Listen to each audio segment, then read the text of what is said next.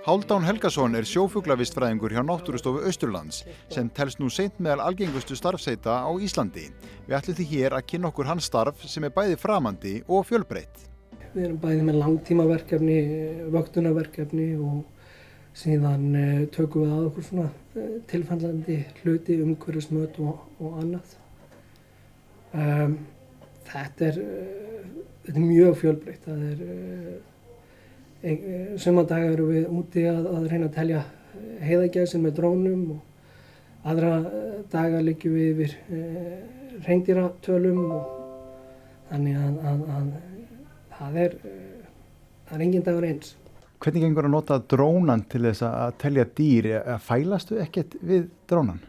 Þetta er ennþá allir tilraunastigi hjá okkur. Það er mjög mismunandi eftir aðstæðum og þeim tegundum sem við erum að skoða en svona fyrstu niðurstöður við að spenda til þess að við komumst upp með að fljúga í flughæð sem að truflar ekki en gerur okkur samt kleift að greina einstaklinga vel á jörðu niðri en eins og ég segi það fyrir alltaf eftir aðstæðum og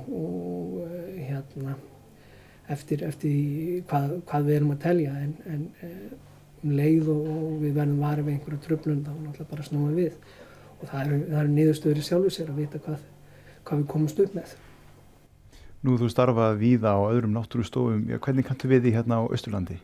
Ég er náttúrulega uppalinn Eskfirðingur þannig að ég er dálítið komin heim eftir smá flakk og það er mjög fínt að vera komin heim. Það lítur að skipta máli þegar maður er að koma aftur heima, maður geti starfa við það sem maður er menntaður í og hefur áhuga á. Algjörlega, alveg 100% og þetta er náttúrulega kannski bara svona alltaf draumatjobbið sem að maður ætlaði sér að gera þegar maður bara polli að elta máva heima á Eskifirði. Segðu mér frá þinni menntun, sjávarfuglavistfræðingur, í hverju felst það? Ég er vistfræðingur og ég sérhæfði mig í sjófuglum, stoppvistfræði sjófugla. Ég gerði mastersverkefni sem sneri að því að reikna lífslíkur lunda í Vestmannaeyjum út frá veiði- og merkingagögnum. Í kjölfarið á því þá fór ég út til Noregs og vann þar hjá Norsku heimskautastofnuninni og við sjófuglavöktun og sjófuglarannsóknir og var þar og sæll og sáttur þangað til að það bauðst staða hér. Nú þekkir þú það vel að fara á vettvang og dvelja þar í lengri tíma, segðu okkur aðeins frá því. Já,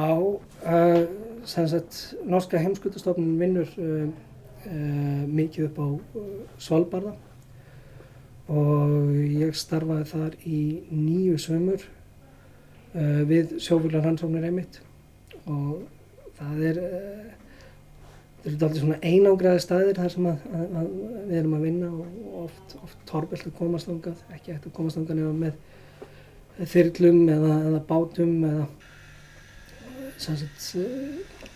jafnvel stundum þarf vélslega til að koma okkur á staðinn.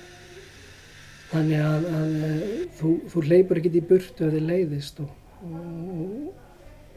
feltvinnan getur verið mjög svona intense og vara lengi. Þetta eru oft 1-2 mánaða leiðangrar og í einmitt töluverðri einangrun.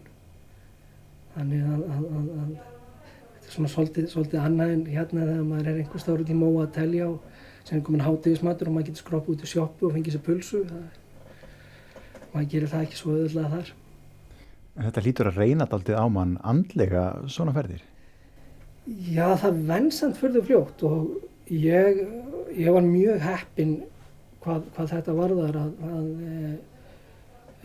fyrstu ferðirnar og fyrstu sömurinn þá fórum við saman ég og kona mín og vorum 2 manna teymi, starfuðum saman og það náttúrulega bara er ekki hægt að óska sér betri félaga Og þegar að við eignum síðan okkar fyrsta barn þá fæ ég að velja mér annan félaga til þess að koma með og þá kom góður vinur minn úr líffræðinu á Íslandi með og hann hefur síðan sko eftir að ég hætti þá hefur hann haldið áfram þar.